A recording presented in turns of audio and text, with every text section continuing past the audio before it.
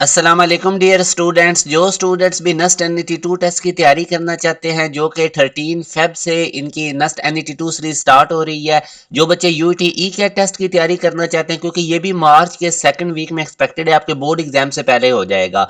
NTS net test के लिए, fast university के अपने टेस्ट के लिए या GK प्यास जैसी टॉप यूनिवर्सिटीज के एंट्री टेस्ट की प्रिपरेशन करना चाहते हैं तो आप हमारे बैच 3 को ज्वाइन कर सकते हैं। आप हमारे बैच की तमाम डिटेल इस दिए गए कॉन्टैक्ट नंबर पर रब्ता करके ले सकते हैं। व्हाट्सएप चैनल हमारा जरूर फॉलो करें। इसी वीडियो के डिस्क्रिप्शन में आपको इसका लिंक मिलेगा क्योंकि आने वाले दिनों में आपको बहुत ज्यादा इंपॉर्टेंट एजुकेशनल अपडेट इस व्हाट्सएप चैनल के थ्रू मिलेंगी। आप लोगों को डिफरेंट टॉप यूनिवर्सिटीज के स्कॉलरशिप की अपडेट्स मिलेंगी, उनको कैसे अचीव करना है, आपको डिफरेंट फील्ड्स के बारे में बड़ी डिटेल में गाइड किया जाएगा।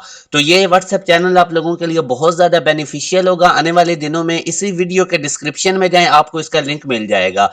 अब मैं आप लोगों के साथ कुछ पास्ट पेपर के MCQs डिस्कस करता हूं डिफरेंट यूनिवर्सिटीज के, ताकि आप लोगों को आइडिया हो जाए और आप लोगों की थोड़ी रिहर्सल भी हो जाएगी। अब पहला क्वेश्चन है, the resistance of a coil for DC is in ohms, in AC the resistance. तो कॉइल की DC में जो रेजिस्टेंस है हमारे पास वो भी उसने ओम में बताई हुई है। तो AC के अंदर रेजिस्टेंस क्या होगी? तो AC में अब हमें पता है कि कॉइल की रेजिस्टेंस का फार्मूला होता है R² plus XL whole square. ये वो जो इंडक्टर उसकी रेजिस्टेंस और ये R। तो अब आप देख सकते हैं कि R के साथ एक और फैक्टर भी ऐड हो रहा है, तो AC के अंदर रेजिस्टेंस हमारे पास इंक्रीज हो जाती है। अब नेक्स्ट क्वेश्चन है, the voltage of domestic AC is 220 volt, what does this represent. तो ये जो वोल्टेज होता है बेसिकली हम इसको RMS वोल्टेज कहते हैं। जो भी ammeter, AC ammeter या ये हमारे पास वोल्ट मीटर जो हमारी मेजरमेंट करके देते हैं वो RMS वैल्यू की करके देते हैं, रूट मीन स्क्वायर। अब नेक्स्ट क्वेश्चन देखिए, the process by which AC is converted into DC। तो AC को DC में कन्वर्ट करने वाले प्रोसेस को हम रेक्टिफिकेशन कहते हैं। और आप लोगों ने कमेंट सेक्शन में बताना है कि DC को AC में अगर कन्वर्ट करना हो तो इस प्रोसेस को हम क्या कहते हैं। नेक्स्ट क्वेश्चन है, अ bulb is connected first with DC। एक बल्ब को DC सोर्स के साथ कनेक्ट किया, फिर उसको AC सोर्स के साथ, और वो वोल्टेज सोर्स भी सेम या बल्ब जो रजिस्टर बल्ब भी बेसिकली सोर्स भी सेम या बल्ब भी सेम या मतलब रजिस्टर सेम है, तो किस केस में वो ज्यादा ब्राइट शाइन करेगा। तो याद रखें, जो हमारे पास ब्राइटनेस होती है ये पावर के डायरेक्टली प्रोपोर्शनल होती है और रेजिस्टेंस के इनवर्सली प्रोपोर्शनल होती है। अब रेजिस्टेंस दोनों केसेस में सेम है। हमने बल्ब सेम था जिसको हमने पहले DC के साथ लगाया फिर AC के साथ, तो रेजिस्टेंस सेम थी। और उसके बाद अब ज़ाहिर है जब हमारे पास रेजिस्टेंस सेम है और वोल्टेज भी हमने सेम अप्लाई किया हुआ है तो पावर होती है V²/R। VR सेम होने से पावर भी सेम रहेगी, तो इस वजह से जो ब्राइटनेस है वो दोनों केसेस में सेम रहेगी। अब नेक्स्ट क्वेश्चन है, the ratio off peak value and RMS value. Peak और RMS वैल्यू अल्टरनेटिंग करंट की हमने बतानी है। तो आप देख सकते हैं कि RMS वैल्यू होती है V0/2 रूट। तो हमने अब रेशियो निकालनी है, 2 रूट उधर चला जाएगा, VRMS इधर राइट साइड पे V0 के नीचे आ जाएगा, तो उनकी रेशियो 2 रूट की इक्वल है, जो कि सी ऑप्शन है।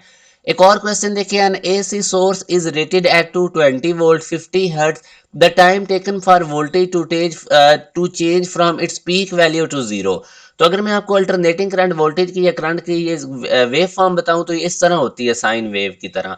तो एक पूरी वेव बनने में जो टाइम होता है वो टाइम पीरियड है, हाफ वेव बनने में T/2 होगा, और हाफ का हाफ करेंगे तो T/4, तो इधर टाइम T/4 होगा। तो जीरो से पीक तक जाने में इसको कितना टाइम लग रहा है? T/4। तो यहाँ से अब मैं अगर इसकी कैलकुलेशंस करूँ तो ये T/4 और फ्रीक्वेंसी 50 हर्ट्ज है, तो टाइम 1/50 हो जाएगा टाइम पीरियड। तो अगर मैं T की जगह 1/50 पुट करूंगा, नीचे 4 भी है, तो ये आप इसको थोड़ा सा सिंप्लीफाइड करेंगे तो 5 मल्टीप्लाई बाय 10 की पावर -3 सेकंड इसको टाइम लगेगा जीरो से पीक तक पहुंचने में। या आप इस तरह भी कह सकते हैं कि पीक से जीरो तक पहुंचने में वो एक ही बात आ रही है, वो टाइम दोनों केसेस में T/4 है। तो एक इंपॉर्टेंट टाइप का क्वेश्चन है, आपने इसको केयरफुली देख लेना है। आगे वो कहता है, AC सर्किट के उसने आपको इंस्टेंटेनियस करंट दे दिया, time required for the current to achieve its peak value. तो अगेन वही देखें, जीरो से पीक तक जाने में अभी मैं आपको बता रहा था, तो ये बिल्कुल उसी तरह ही हमारा क्वेश्चन होगा जैसे मैं आपको बता रहा था कि टाइम हमें T/4 लगेगा। अभी जैसे मैंने आपको वेव फॉर्म में भी बताया था।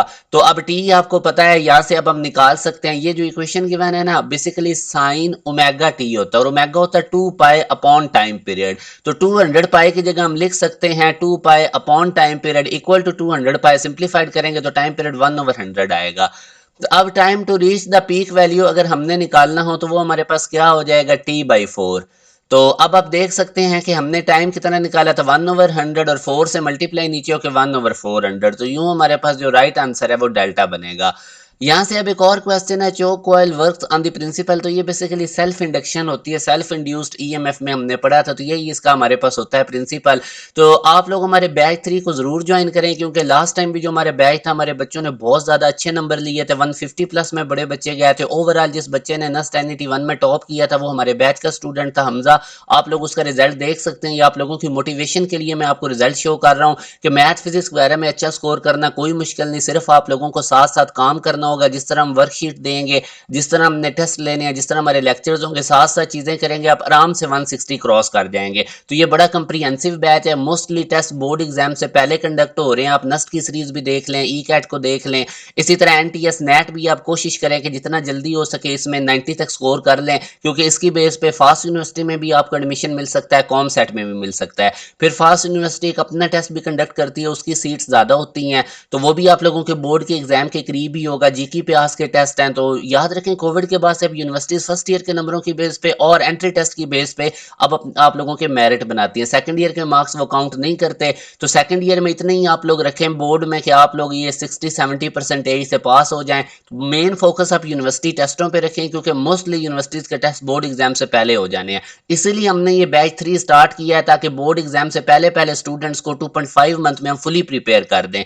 तो आप लोग जरूर इस बैच 3 को ज्वाइन करें। इसकी तमाम डिटेल्स आप इस दिए गए कॉन्टैक्ट नंबर पर रब्ता करके ले सकते हैं, और व्हाट्सएप चैनल जरूर फॉलो कर लीजिएगा। इसी वीडियो के डिस्क्रिप्शन में आपको उसका लिंक मिल जाएगा। अपना ख्याल रखिएगा। अल्लाह हाफिज।